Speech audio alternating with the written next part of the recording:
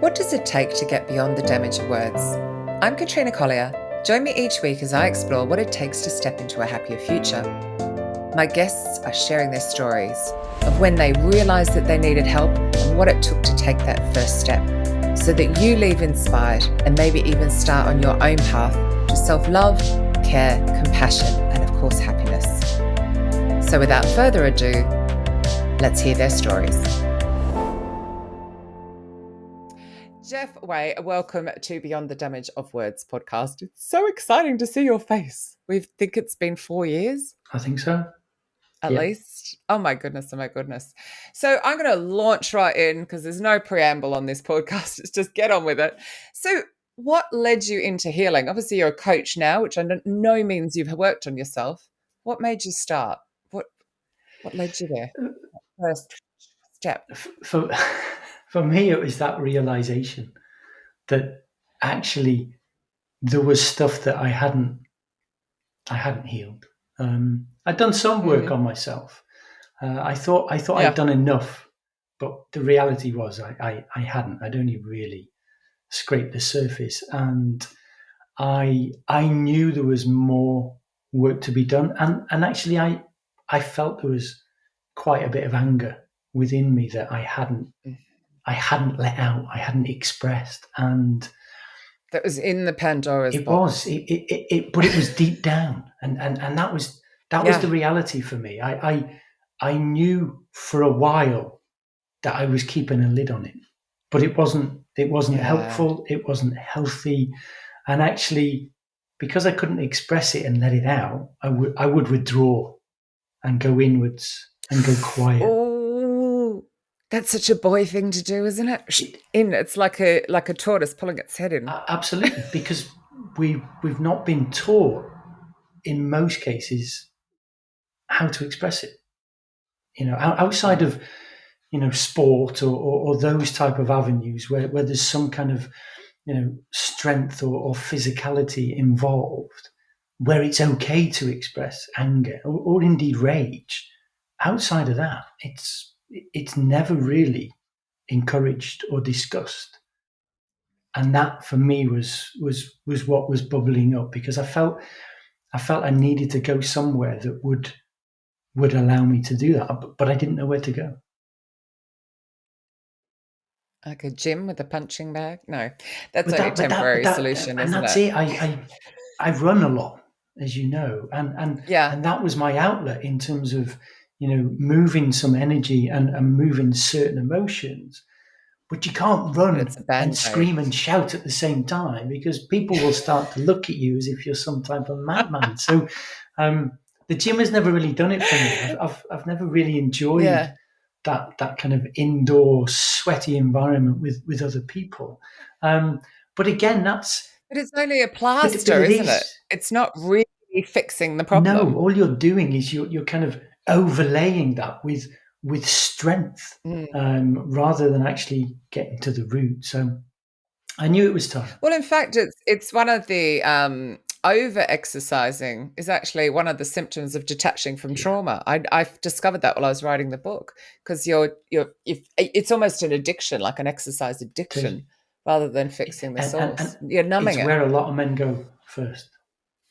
Yeah. Because you're with other men then, so it's kind of reaffirming that this is an okay place to express and to do those types of things, when actually largely you're not able to release that old trauma. So where did you find the greatest healing that you've done? Like the thing that really got to the cause of that anger and allowed you to release it? Was there one thing? Was it anything to do with those crazy ice baths I see you having, where I'm just like, yeah, no. So I know people love them, but I'm just not there. The crazy ice baths is a byproduct, really, and a practice which I've continued. But the place for me that allowed me to really go into my emotions and express them was a retreat. I went on a 5-day retreat with a wonderful organization called Men Without Masks. And I had some awareness of them leading up to, even before the pandemic, I knew they did retreats, but I looked at them and it scared the life out of me because I thought, oh my goodness, I'm going to have to open up here.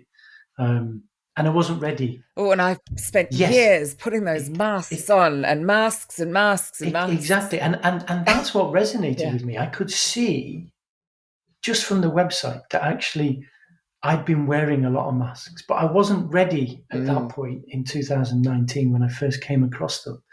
And it was only in 2022 that I actually found the courage. In fact, no, it's 21 that I found the courage to inquire. Yeah. I couldn't do the September retreat, but I was free in November, December. Ah, dynamic Well, timing. it is if you like the cold. Or divine timing, I should say. Divine timing. Exactly. I was free So, and I could go.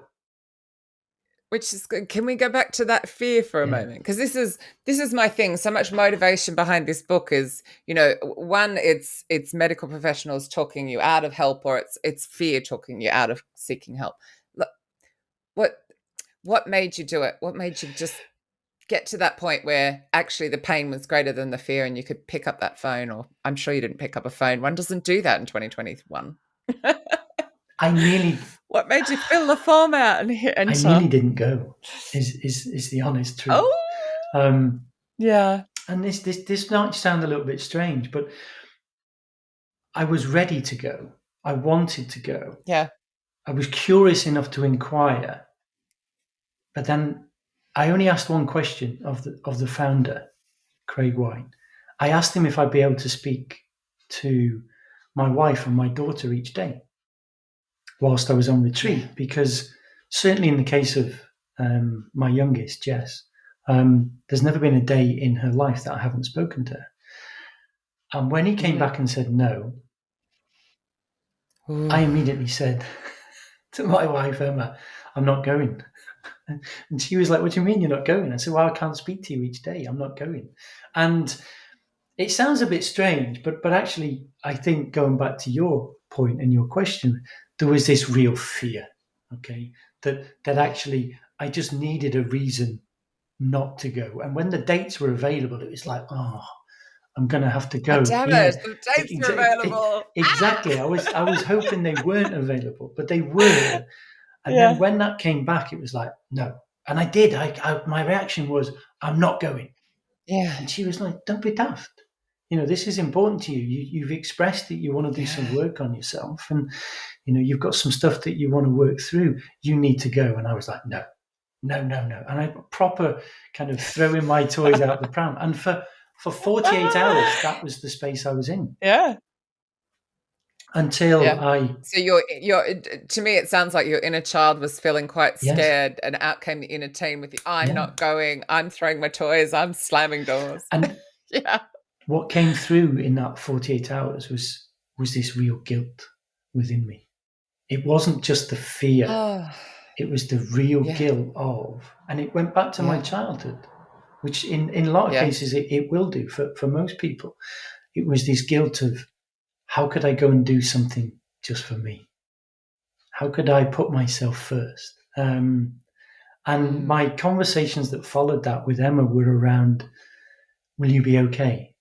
Will you really be okay if I'm away for 5 days? Well, what will you do if this happens? Or da-da-da-da-da. And it was like, I was playing out all the scenarios because really my guilt was coming up, and I could feel my whole, I'm not worth it. I'm not worthy. How could I go and do this for me and leave important people in my life behind that I can't help or be there for those 5 days?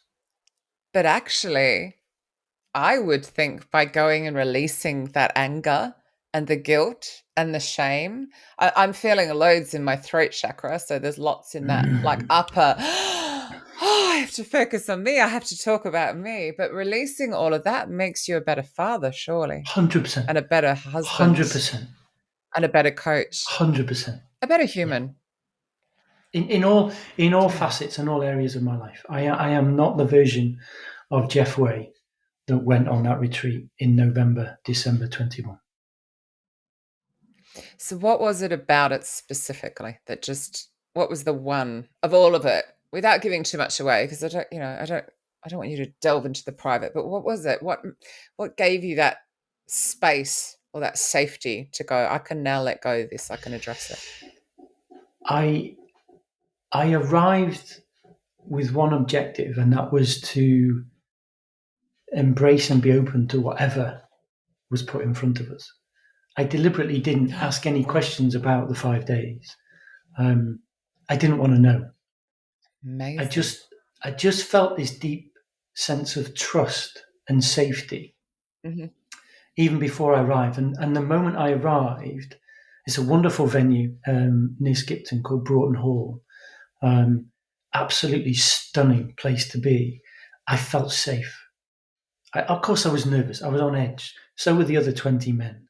Um, awkward. It was clunky. It really was. Yeah. Um, but I went with that intention and that objective to be open and to embrace it. And I quickly felt safe enough to be able to open up and express things that I'd never expressed, things I'd Yeah. never shared. From my childhood, from my boarding school experience, the relationship with my mum, the relationship with my grandparents. I'd never expressed any of this, but I could express all of that and more in that safe space during those 5 days. And I felt this huge sense of not only relief, but release, but also Mm. lightness during those 5 days. Yes. I felt like I'd Yes. unburdened it, and I let Yeah. out all the emotions and all the Mm. suppressed and stored emotions.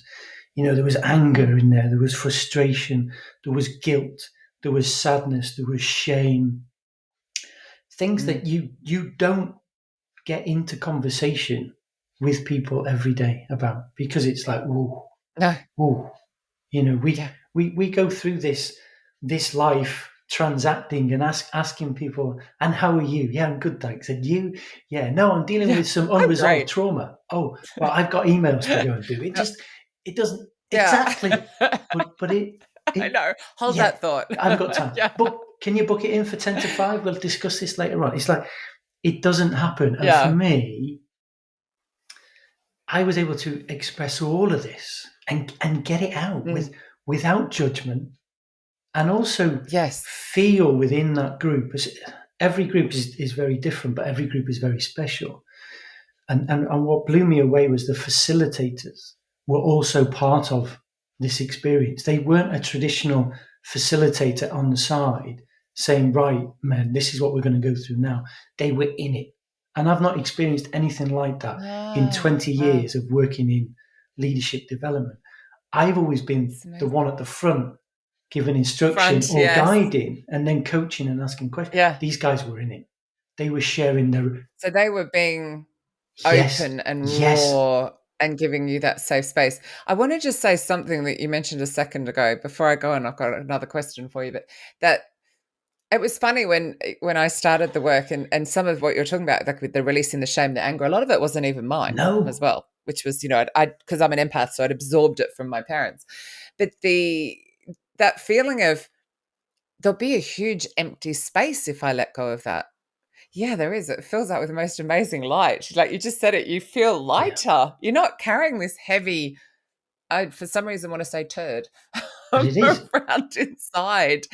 It and then suddenly it's just you fill it with love and light. And it's weird because there's almost this, I can't let this go. It's the only thing I know. It's very strange. How did people react around you? So while you're there and you're finally saying all of this stuff you've never said to anybody, how did they react? with love, Right? and that really blew me away. Yeah. With What did you expect? I Or what did you fear? I, Oh, I feared judgment. I mm, feared that I would be the odd one out. I feared that I would look like the only one that's experienced this. And actually, yeah. what I realised, and this was similar to it for a lot of men on that particular retreat, was when you started to listen to other men, you then started to think, oh, bloody hell, they've experienced a lot worse than me, but they haven't necessarily experienced a lot worse than you. They've had their own experiences and they've been carrying their own trauma. But we quickly, because of Yeah. how our brain and how we've been programmed, is we start to compare. And it was like, Oh, I know. whoa. It's so It, annoying. Don't it do is, that. because then we start to kind of almost devalue. And that's where I was in Mm. the first day. But then the second day, it was like, no, there's no level here. There's no kind of scale of, oh, No. that person's had more trauma than me. It was like, Yeah. no, we all arrived for a reason. And Yes. everybody was able to open up and Fascinating. express in their way, Mm. in their time. And it was beautiful. To be held in Mm. that space by 20 men that I did not know beforehand, and to feel love and care and no judgment, lots of acceptance, to be seen and to feel Mm-hmm. that self-worth. Wow. That just that blew me Enormous. away completely. Yeah. I think it's so important the point you make there about comparison. Because when I talk to people about, it was narcissistic abuse, it was emotional and physical abuse that I received from my mother. And then people will make, oh, well, my trauma wasn't as bad as your trauma. But it's not about No. that. It's about what are you holding inside that you need to let go so you can be the best version of you for you, Yes. like for yourself. So you can just feel happiness and joy and light. Light. You said that I before. I wouldn't It's, even have referred to my experiences as trauma before I arrived in that space. Because I yeah. was like, I lost my dad. I went to boarding school. Mm, I got on with it. I wasn't mm, poor. I wasn't rich. I've done okay. I mm, didn't see it as trauma, mm. but leading up to that point, I'd read and listened to a lot of Gabor Mate and his work, and it actually made me realize that as a 7-year-old boy losing a father and then going to boarding school for the next 10 years and therefore having a disconnected relationship with my mother, that's traumatic. It might not be Well, you were it, abandoned twice. and that's how I felt, but I could Yeah. never express that until I No. arrived in that space. And that was the realization for me quite early on, as I was abandoned. But I'd Yeah. never seen it that way. And nobody had ever No. referred to it that way, or nobody had ever spoken to me about it Mm. in that way, or checked in that I was Yeah. okay. Life just happened Yeah. like it does for most of us. Yeah. I mean, you can be, I mean, my father abandoned me and he was present. Yeah. It's like you can, and I think it's one of the biggest ones that, and people again don't necessarily realize or talk about it because we're children. And it's not like your dad meant to No. die. And it's not like probably your mum could only cope by sending you to boarding school. It's just how it was and what happened. But we had the capacity to fix Yeah. it. We had the capacity to do something about it and realize something is wrong.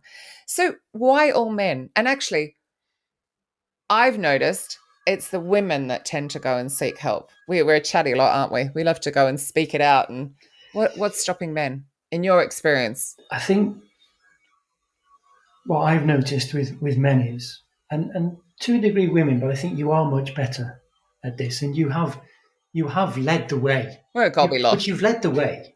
Yeah. We may have perceived it as, lovely, Mm, fluffy yoga retreats and in exotic places and all that, mm, which is a complete fallacy. It's not like that at all. But you've led the way in terms of being able to feel in and recognize your yeah. emotions. What I see with most men, and this was And certainly create that safe space to express the emotions they're feeling. exactly, you can Mm, talk, generally speaking, to another woman that you're close to about your feelings and your emotions. Most men are shut yes. off from here down. So to Yes. feel For the podcast, Jeff was just pointing at his chin. From the neck down. Because we can see each other, we forget that. But we shut off. From the neck down. Yes. And it's from an early age. Societally, that's what's expected of a man, isn't Boys it? don't cry. Stiff up a lip. Suck it up. Yeah. Yeah. And so we've shut off from all of these emotions, our nervous system from the neck down. So we exist in our head, and our head says something's wrong. So what do I do as a man? I fix it. Do I ask for help? 99 times out of 100, no, because that would show a sign of weakness, and men aren't weak. Weakness. We're not supposed to show weakness. Stiff upper lip. Exactly. And so I think the purpose of bringing men together with just men allows for men to start to feel into what it's like to be able to tap into what's going on from the neck downwards and start to express it. You can't talk about these things down the pub. You can't talk about these things at the football match. You can't talk about these things, when you're supporting your children playing football or hockey or netball on a Saturday or a Sunday morning. It just doesn't exist. And it doesn't exist in the workplace, because again, you've got more reinforcement of male leaders and how they're supposed to behave. And again, we don't show weakness, we don't ask for help, and there isn't a space for it. So for me, again, it has to be the way that it is, I think, to begin with for now, so that men become aware of what they're feeling and feel safe enough and comfortable enough to trust that it's okay to open up and express. And the amount of men that have opened up to me since the retreat, some really good friends, and talked to me about all sorts, about their childhood, their parents, their relationships. And it's like, that would never have happened if I hadn't had the experience I had and been able to share some of it. And I give you one example. I work a lot in the corporate space with leadership teams. And a sales director. The old patriarchy. Imagine how it will change with this work. But it has to. And I think it will do. Yeah. The more of it that we men kind of put themselves forward to do it. I can remember being on the sales floor in one organization, and the sales director approached me one day and leant in and said to me, "Have I seen you hugging men on social media?" This was about 3 months after the retreat. And I went into him as well. And I said, yes. And it feels great. And on the back of that, he was curious.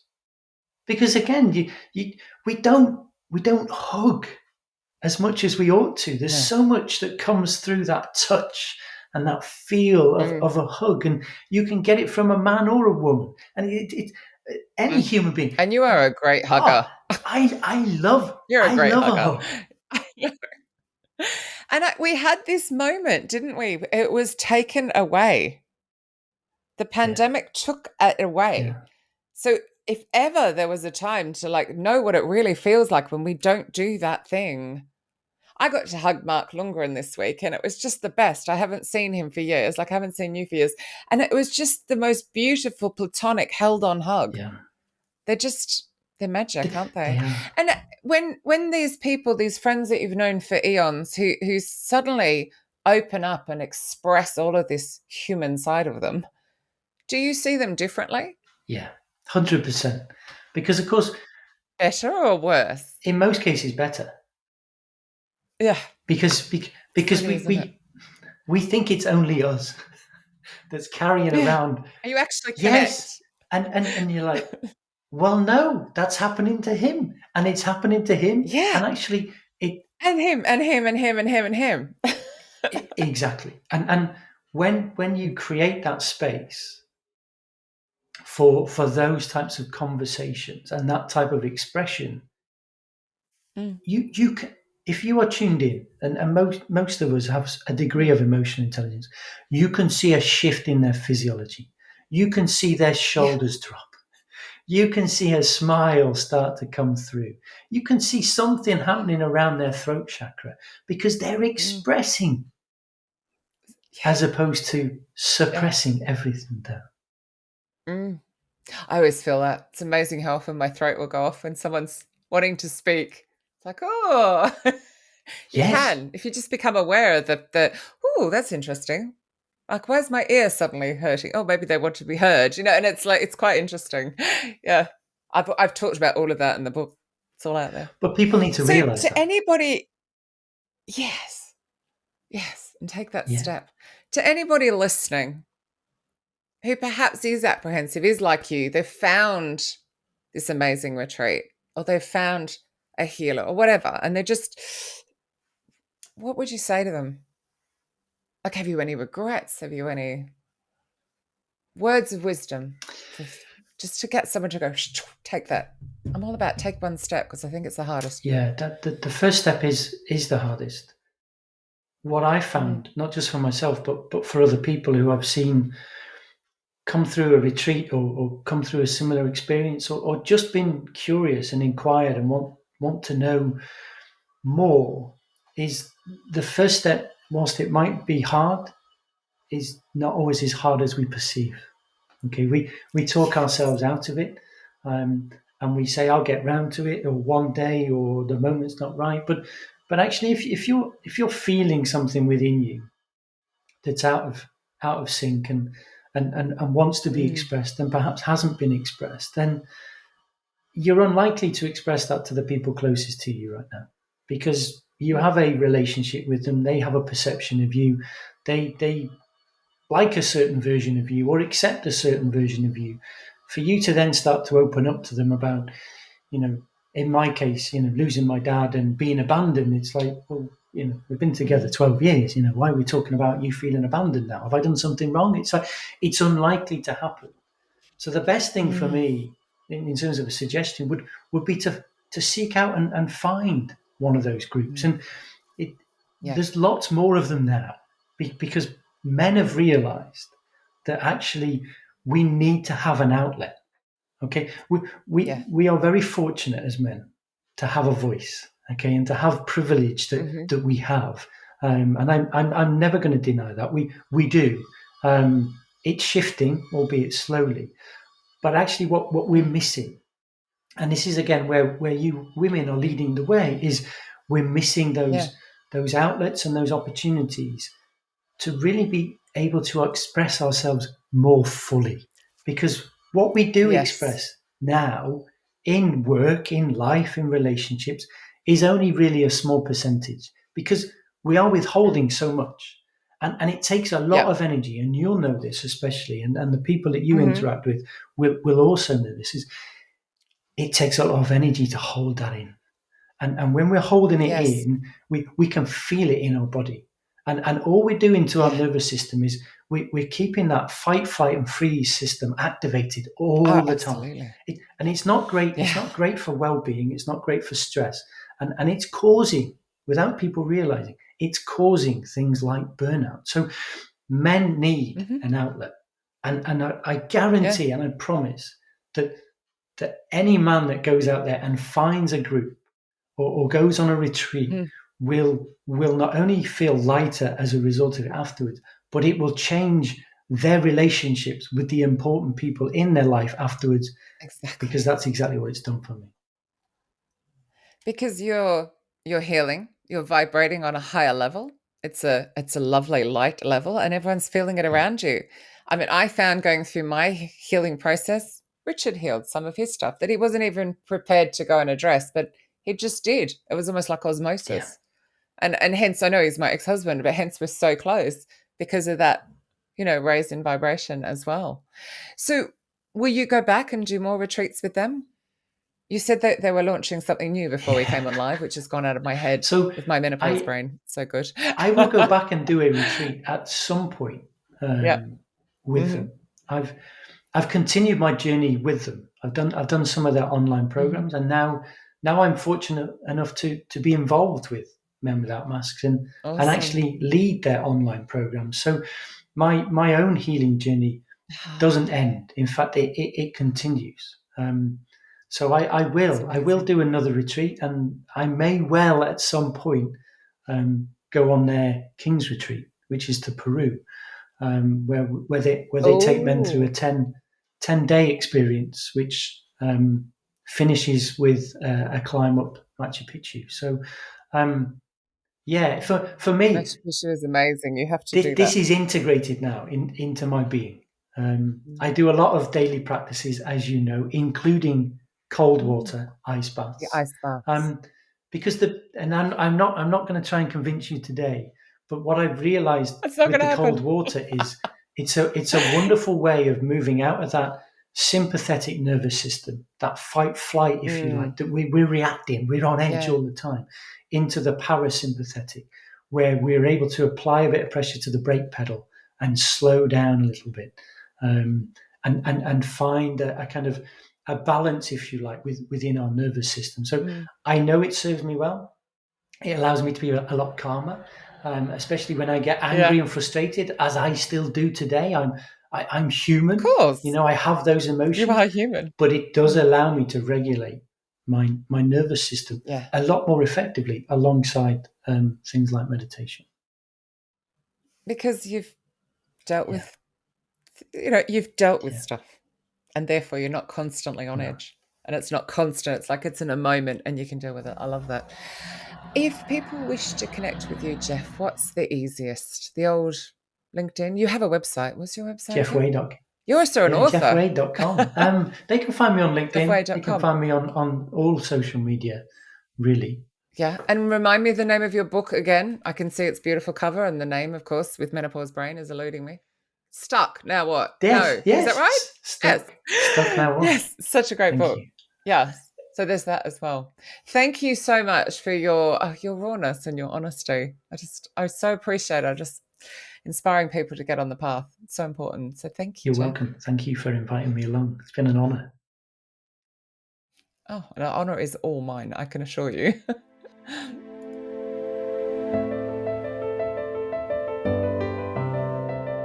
Thank you for tuning in to Beyond the Damage of Words. How brave, how vulnerable. All to inspire listeners like you to take a step or inspire others to take a step. Imagine what healing we could create if we normalize this conversation. So please pass this on and of course subscribe so we can do just that. Until next time, thank you.